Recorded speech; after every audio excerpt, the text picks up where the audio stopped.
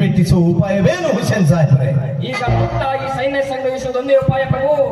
ಇಲ್ಲದಿದ್ದರೆ ಸುರಪುರ ಸಂಸ್ಥಾನ ಸೋತು ಸುಣ್ಣವಾಗಿ ಆಂಗ್ಲರ ಕೈವಶವಾಗುವುದು ನಿಶ್ಚಿತ. ಆಯಿತು, ಎದೆಗುಂದದಿರು. ನಮ್ಮ ಕುಲದೇವತೆ ತಿರುಪತಿ ತಿಮ್ಮಪ್ಪನಿದ್ದಾನೆ. ಈ ವೇಣುಗೋಪಾಲನನ್ನು ನೆನೆದು ಯುದ್ಧಕ್ಕೆ ಆಕ್ರಮಣ ಮಾಡು. ಮಾರೆಯಂತೆ ಕಾದು ನಿಲ್ಲುವ ನಮ್ಮ ಸೈನಿಕರಿಗೆ ಹೊರಪು ತುಂಬು. ಯುದ್ಧವನ್ನು ಮುಂದುವರಿಸು.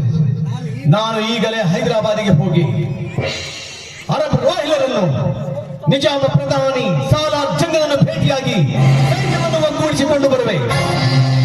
ಆದಷ್ಟು ಬೇಗನೆ ಬರವೆ. ನಾನು ಬರುವ ತನಕ ಯುದ್ಧವನ್ನು ನಿಲ್ಲಿಸಕೂಡದು. ಅಪ್ಪಣೆ ಪ್ರಭು. ಹುಸೇನ್ ಸಾಹೇಬರೇ, ಇನ್ನೂ ಒಂದು ಮುಖ್ಯವಾದ ಮಾತು. ಹೇಳಿ ಪ್ರಭು. ನಾನು ಹೈದರಾಬಾದ್ಗೆ ಹೋದ ವಿಷಯ ಯಾರಿಗೂ ತಿಳಿಯಕೂಡದು. ತಮ್ಮಿಚ್ಛೆಯಂತೆ ಈ ವಿಷಯವನ್ನು ನಾನು ಗುಪ್ತವಾಗಿರಿಸುವೆ. ಪ್ರಭು, ತಾವು ತಪ್ಪು ತಿಳಿದುಕೊಳ್ಳುವುದಿಲ್ಲವೆಂದರೆ ನನ್ನದೊಂದು ಪ್ರಾರ್ಥನೆ ಪ್ರಭು. ಅದೇನು ಹೇಳಿ ಹುಸೇನ್ ಸಾಹೇಬ್ರೆ? ಹೈದರಾಬಾದ್ಗೆ ತಾವು ಒಬ್ಬರೇ ಹೋಗುವುದು ಉಚಿತವಲ್ಲ ಪ್ರಭು. ಜೊತೆಗೆ ದಿವಾನ್ ಭೀಮರಾಯರನ್ನು ಕರೆದುಕೊಂಡು ಹೋದ್ರೆ ಅಲ್ಲಿ ಅವರಿಗೆ ಚಿರಪರಿಚಿತರಿದ್ದಾರೆ. ಸೈನ್ಯ ಸಂಗ್ರಹಿಸಲು ತಮಗೆ ಸಹಾಯಕವಾಗುವುದು ನನ್ನ ಭಾವನೆ. ನಿಜ ನಿಮ್ಮ ಮಾತು.